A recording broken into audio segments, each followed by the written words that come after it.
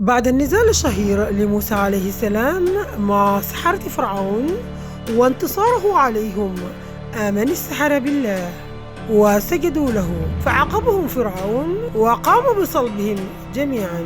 ولكن كان قوم فرعون وبنو إسرائيل قد رأوا ما حدث، وأن عصا موسى التهمت أفاعي السحرة، فآمن الكثير من بنو إسرائيل. ولكن فرعون ازداد كفرا وكرها لموسى عليه السلام، وأصر على ادعائه بأنه الإله الوحيد، فأمر وزيره هامان أن يبني له بناء عاليا حتى يصعد إليه ويتكلم مع إله موسى ويسأله إن كان موسى رسولا أم كاذبا، وذلك استهزاء منه بموسى عليه السلام وخداعا لقومه لكي يقنعهم أنه صعد إلى قمة الصرح ولم يجد إلها غيره، وأن موسى كاذبا. قال الله تعالى: أعوذ بالله من الشيطان الرجيم: فأوغد لي يا هامان على الطين اجعل لي صرحا لعلي أطلع إلى إله موسى وأني لأظنه من الكاذبين. فحاول موسى عليه السلام دعوة قوم فرعون إلى الإيمان بالله بشتى الوسائل، فأراهم معجزة العصا المنيرة، رقبهم بالجنة، ولكنهم أصروا على كفرهم واتباعهم لفرعون. وقالوا لموسى عليه السلام: يا موسى، إنك مهما آتيتنا بآيات ومعجزات لن تسحرنا بها، فإننا لن نؤمن بربك. عندها بدأ الله تعالى معاقبة قوم فرعون بشتى أنواع العذاب الدنيوي، فأنزل عليهم الطوفان ففاض الماء على وجه الأرض ثم ركض، فلم يكن بمقدور قوم فرعون أن يفعلوا شيء، ولا يستطيعوا أن يحرسوا الأرض التي أقرقها الفيضان، وكاد الجوع يقتلهم.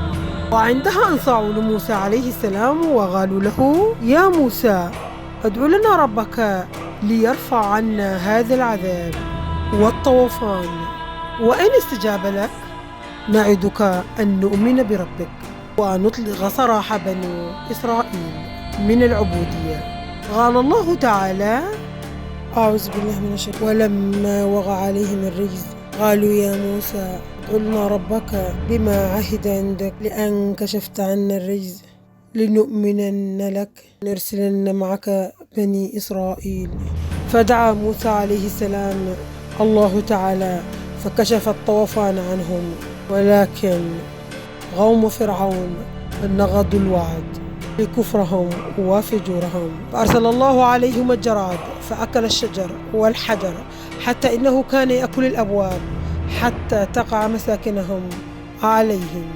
فقالوا يا موسى ادعو ربك أن يرفع عنا الجراد حتى نؤمن به، فدعا موسى عليه السلام ربه فكشف عنهم العذاب، فلم يوفوا له بشيء مما وعدوه، فأرسل الله عليهم القمل فملأ القمل البيوت والأطعمة والشوارع، ثم أرسل الله عليهم الضفادع فملأت البيوت والشوارع والأطعمة، فلا يكشف أحد منهم ثوبا ولا طعاما إلا وجد فيه الضفادع. ثم أرسل الله عز وجل عليهم الدم فتحولت مياه الأنهار والآبار إلى دم، فذهبوا إلى موسى عليه السلام يترجونه وعاهدوا أنهم سيؤمنون بالله ويحررون بنو إسرائيل إذا رفع الله تعالى عنهم كل هذا العذاب. فصدقهم موسى عليه السلام، فلما كشف عنهم العذاب نكثوا بالعهد وانقلبوا على عقابهم. قال الله تعالى: بسم الله الرحمن الرحيم: فلما كشفنا عنهم الرجز إلى أجل هم بالغوه إذ هم ينكثون. لم يؤمن من قوم فرعون سوى 3 أشخاص، امرأته و2 آخران، فلم يتبقى لبني إسرائيل حلا لأن يهربوا سرا. وفي أحد الأيام استأذن بنو إسرائيل فرعون بالخروج إلى أطراف المدينة يحتفلوا بعيد لهم، إذن لهم وهو كاره ذلك، فخرجوا ليلا ولما وصلوا إلى أطراف المدينة لم يحتفلوا، بل سارعوا إلى الهروب باتجاه بلاد الشام. فلما علم فرعون بما فعلوا غضب غضبا شديدا، وسارع بجميع جيشه وركب فرسه وهجم وراء بني إسرائيل يريد أن يخلص عليهم. فعلم موسى عليه السلام بما يجهز له فرعون وجيشه، فحاول الهرب ببني إسرائيل. وصلوا إلى البحر، ولكن لم يستطيعوا التقدم أكثر من ذلك، ونجح جيش فرعون باللحاق بهم. فلما اقترب فرعون وجنوده منهم دون قتلهم، ظن بنو إسرائيل أن هذه نهايتهم وأنهم هالكون لا محالة. فعند ذلك أوحى الله عز وجل موسى عليه السلام يضرب عصاه البحر، ولما ضربها كانت المفاجأة والمعجزة العظمى، فانشق البحر أمامه إلى نصفين. قال الله تعالى: أعوذ بالله من الشيطان الرجيم: فأوحينا إلى موسى أن اضرب بعصاك البحر فانفلق فكان كل فرق كالطود العظيم. اقتحم موسى وقومه البحر هربا من فرعون وجنوده. وعندما عبر موسى وبنو إسرائيل وصلوا للضفة المقابلة، أراد موسى عليه السلام أن يضرب البحر بعصاه ليرجع كما كان، حتى لا يقدر فرعون على الوصول إليهم. ولكن الله عز وجل أمره أن يترك البحر على هذه الحالة. ولما وصل فرعون إلى البحر وجده مقسوما إلى شطرين، احتار يخاطر بنفسه وجنوده أم يترك بنو إسرائيل يهربون منه. ولكن كفره وكرهه لموسى عليه السلام دفعه إلى أن يقتحم البحر، فاقتحم فرعون البحر بحصانه. ولما رأوا جنوده اقتحموا البحر أيضا مسرعين.